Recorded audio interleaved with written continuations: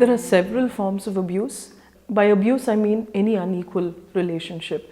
Now, I'll talk specifically about physical, emotional, and sexual abuse because these are the three most common, especially in the adolescent years. Later on in life, of course, there are other forms, but let's talk about these three because they're the most common that a child is likely to encounter. When we talk about physical abuse, deep within our culture, and I think in many Asian cultures, we do believe that it's okay to hit a child, it's okay to cause them harm, just to correct behavior. Unfortunately, that's not true. And also another form of physical abuse is neglect, where I, as a parent, I don't provide for the nourishment or provide for the basic physical needs of the child. Both come under this.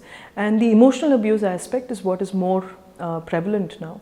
Now, when I say emotional abuse, again, everybody has emotional needs. We primarily meet those needs with people within our family. And when I start going into school, I meet these needs through interaction with my peer group and also with the interaction with my teachers. Now, what does emotional abuse actually mean? At some point, I have an emotional need that is not being met or is being met with a lot of violence or met with a lot of resistance or met in a way that is not appropriate. So this would come under emotional abuse. And when I talk about sexual abuse, I know there's a lot of information that's coming out. Unfortunately, a lot of information is not very credible.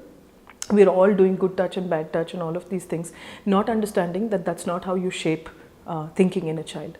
So in India especially, incest is something that's more common than actually stranger coming in with sexual abuse. So let's try and look at more the symptoms, because if I spend a lot of time on defining what abuse is, we may miss out what we really want to communicate.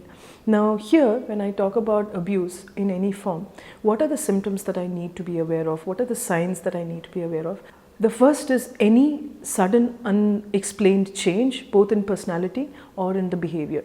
And by this I mean suddenly the child has anxiety, is constantly checking around to see if there are people watching them, if there are people coming into the home, trying to close the doors, things like that.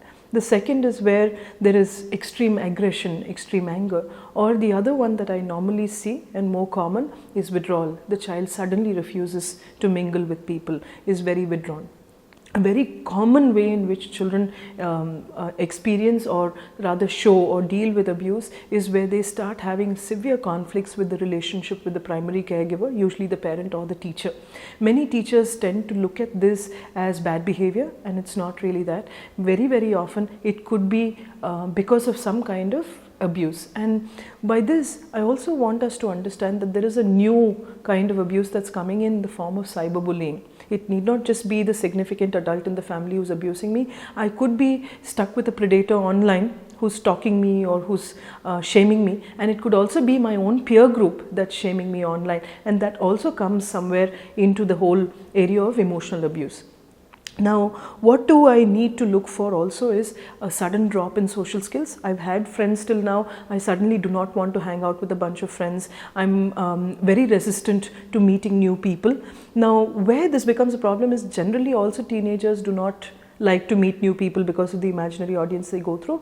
But this abuse related one will also have sudden changes in their other behaviors, the other areas of their functioning.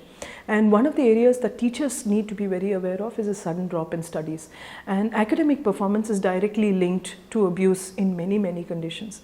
And this is where I'd like to also introduce a specific term called adverse childhood experiences. We call them ACE experiences. Neurologically, and neuroscience has proved time and again that when children have extreme experiences with abuse, they have what is called adverse reactions in the brain.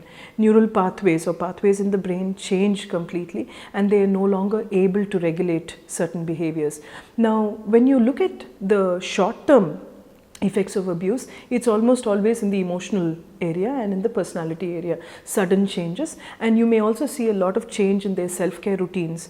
Children are not able to take care of themselves, or they're spending a lot more time taking care of themselves. And you'll see, especially with sexual abuse, I've seen a lot of children wearing on extra pieces of clothing because they're not able to deal with the sudden abuse that's happening. They start making themselves very unattractive because they don't want the abuser to feel attracted to them and things like that.